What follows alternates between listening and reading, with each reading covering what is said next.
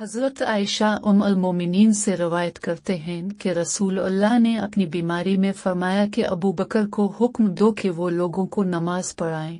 हज़रत आयशा का बयान है, मैंने अर्ज़ किया कि अबू बकर आपकी जगह खड़े होंगे तो लोग उनके रोने के सबब से उनकी आवाज़ न सुन सकेंगे, इसलिए आप हज़रत उमर को हुक्म दे के नमाज पढ़ाएं। आपने फरमाया कि अबू बकर को कहो कि लोगों को नमाज पढ़ाएं।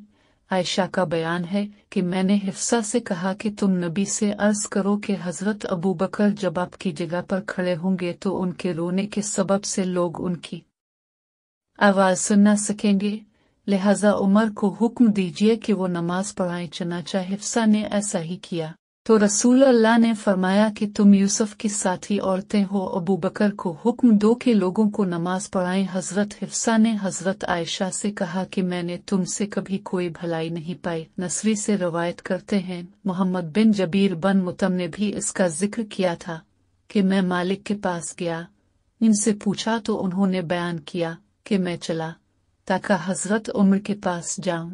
मैं पहुंचा तो उनका दरबान यरफक आया और पूछा, क्या हज़रत उस्मान और अब्दुर्रहमान और जुबैर और साद को अंदर आने की इजाज़त देते हैं? उन्होंने कहा हाँ। चनाचा वो लोग अंदर आए, सलाम किया और बैठ गए। फिर यरफक ने कहा कि हज़रत अली व हज़रत अब्बास को इजाज़त देते, इन दोनों को भी अंदर आने की इजाज़त दी। हज़रत अब्बास ने कहा कि अमीरुल मोमिनीन इन दोनों के दरमियान फैसला कर दें और एक दूसरे से निजात पालें। हज़रत उमर ने उनसे कहा कि सब्र करो, मैं तुम्हें अल्लाह का वास्ता देकर पूछता हूँ कि जिसके हुक्म से आसमान और ज़मीन कायम हैं, क्या तुम जानते हो कि नबी ने फरमाया कि हमारा कोई वारिस न होगा, हमने जो कुछ छोड़ा वो सदका है, और ये नबी ने सिर्फ अपनी ज़ात के मुतालिक फरमाया, इन लोगों ने हाँ आपने फरमाया है।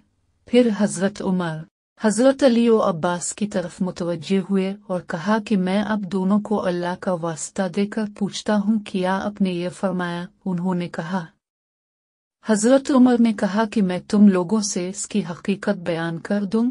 अल्लाह ने अपने रसूल को इस माल में से एक मखसूस हिस्सा अता किया जो आपके अलावा किसी को नहीं दिया, इसलिए कि अल्लाह ताला फरमाते हैं, माफ़ाकल्ला अली रसूला मनहम फुमा व जिफ्तुम, तो ये ख़ास रसूल अल्लाह के लिए था। फिर अल्लाह की कसम रसूल अल्लाह ने तुम लोगों पर तरजीह दी, बल्कि ये तुम्हें को दे दिया और तुम्हें मैं तकसीम करता हूँ, हत्ता कि इसमें ये बाकी माल बच गया और नबी अपने घर वालों के लिए 1 साल का खर्चा रखते थे, फिर बाकी को अल्लाह के रास्ते में खर्च कर देते थे। नबी ने जिंदगी भर इस तरह किया। मैं तुम लोगों को अल्लाह का वास्ता देकर पूछता हूँ, क्या तुम लोग इसको जानते हो? उन्होंने कहा हाँ। फिर अल्लाह ने नबी को उठा लिया तो हज़रत अबू बकर ने कहा कि मैं रसूल अल्लाह का वली हूँ। चनाचा इस पर उन्होंने कब्जा कर लिया और जिस तरह रसूल अल्लाह करते थे इसी तरह उन्होंने भी किया, और हज़रत अली और इब्न अब्बास की तरफ मुतवज्जे होते हुए कहा कि आप दोनों इस वक्त मौजूद थे और आप दोनों गुमान करते थे कि हज़रत अबू बकर ऐसे ऐसे हैं, हालांकि अल्लाह जानता है कि वो इस मामला में सच्चे थे, नेक थे, रास्ते पर थे, हक के ताबे थे। फिर अल्लाह ने अबू बकर को उठा लिया तो मैंने कहा मैं रसूल अल्लाह और हज़रत अबू बकर का वली हूँ। मैंने इसको 2 साल तक अपने कब्जा में रखा और इसमें इसी तरह तसर्रुफ करता रहा जिस तरह रसूल अल्लाह और अबू बकर ने किया कि फिर अब मेरे पास आए और अब दोनों की बात यकसां थी और काम भी एक था।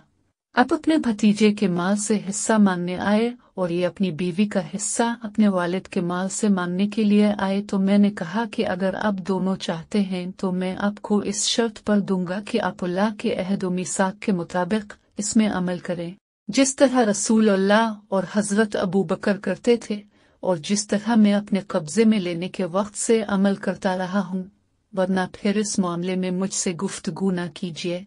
तो आप दोनों ने कहा कि हमें इस शर्त पर दी दो। फिर मैंने आपको दे दिया। फिर दूसरे लोगों की तरफ मुतवज्जे हुए, फरमाया कि मैं तुम लोगों को अल्लाह का वास्ता देकर पूछता हूँ कि मैंने यहाँ दोनों को दे दिया था? इन लोगों ने कहा हाँ। हज़रत उमर ने कहा कि आप मुझसे इसके अलावा कोई फैसला चाहते हैं तो किस्म है इस ज़ात की जिसके कब्जे में मेरी जान है اور جس کے حکم سے آسمان و زمین قائم ہیں، میں قیامت تک اس کے علاوہ کوئی فیصلہ نہ کروں گا۔ اگر آپ اس کے انتظام سے عاجز ہیں تو ہمیں واپس کر دیجیے، میں آپ کی طرف سے اس کا انتظام کروں گا۔